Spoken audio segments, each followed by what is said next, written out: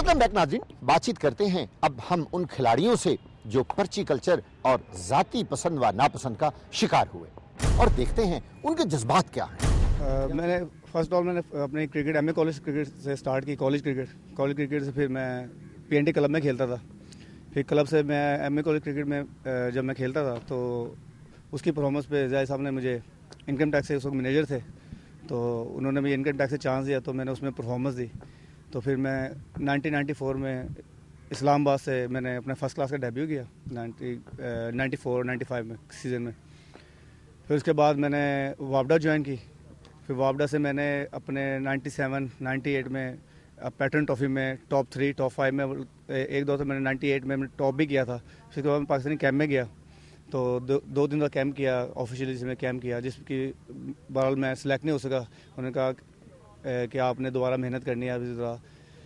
फिर उसके बाद कहना मैं 2000 में मैंने इंग्लैंड जाके मैं लीग खेलता था वहाँ फिर मैंने 2001 में डार्बीशायर ज्वाइन की।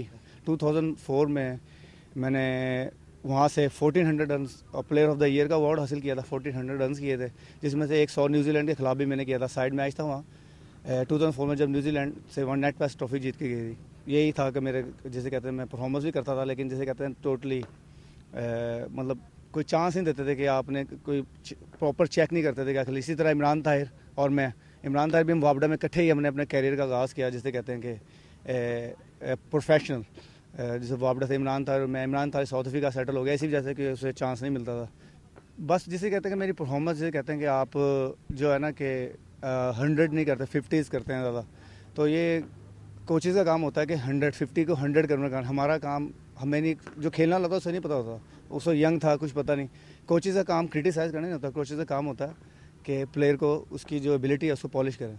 तो फिर उसके बाद जिसे कहते हैं कि मेरी एवरेज भी यहाँ पाकिस्तान के फर्स्ट क्लास में 45 प्लस है। ये बस जिसे कहते हैं कि मेरा उन्होंने एक दो जिसे कहते हैं कि मुझे बोर्ड पे बस जिसे कहते हैं ना कि वो ट्रस्ट नहीं रहा था कि मैं जब आता था एक दो कैंप करते थे सही ट्रीट नहीं करते थे कैंप में।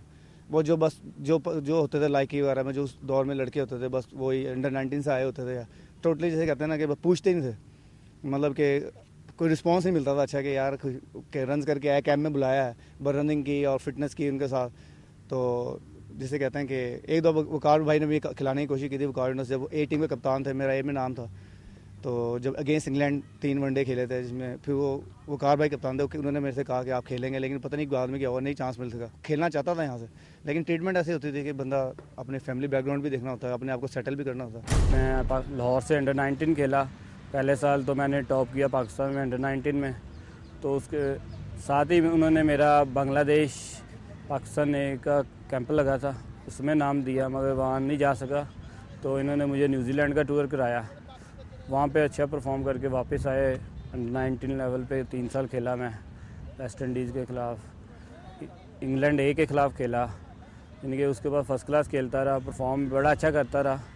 तो 2006-07 में मैंने टॉप किया। तो उससे पहले ये मुझे कहते थे सिलेक्टर के कोई बड़ा स्कोर नहीं हो रहा, 100 हो रहा है, कोई 200 नहीं हो रहा।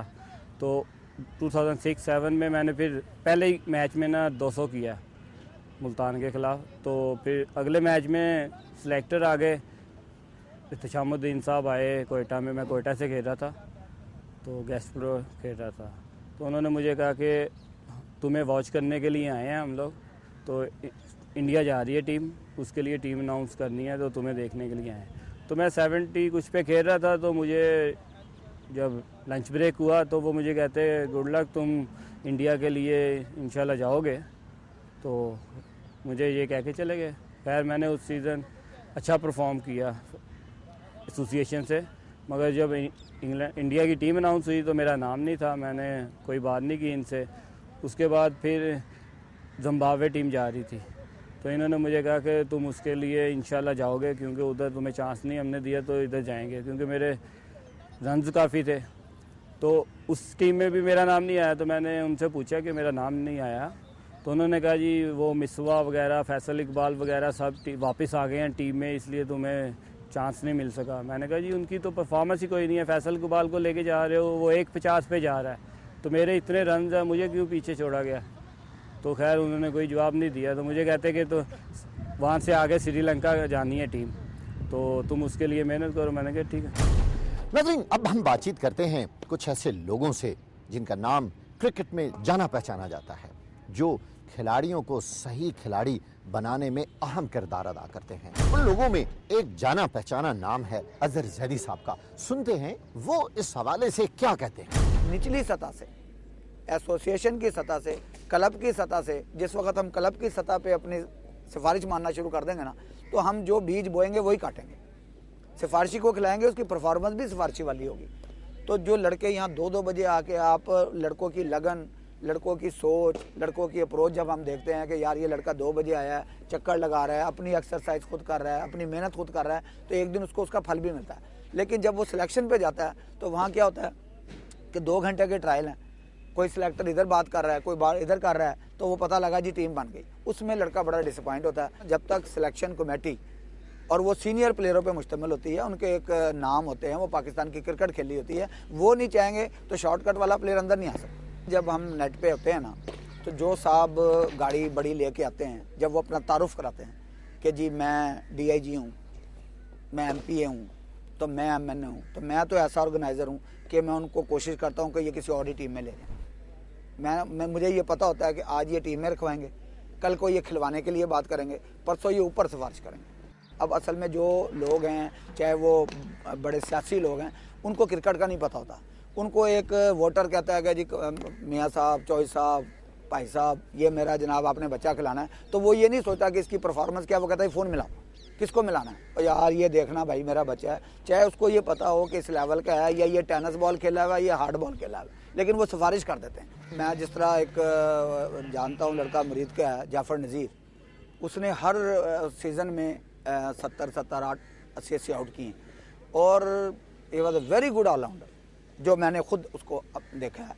उसके अलावा और भी ऐसे यंगस्टर हैं जिन्होंने, लेकिन फिर वो ये है कि उनको मौके पे अगर मैं समझता हूँ कि उनको खिलाया जाता। और फास्ट बॉलिंग वो जो लड़के थे जो मुरीद के से या बुरा वाला से, वो लाहौर के किसी माहौल में नहीं थे, वो हमेशा फास्ट बॉलर अच्छे होते थे।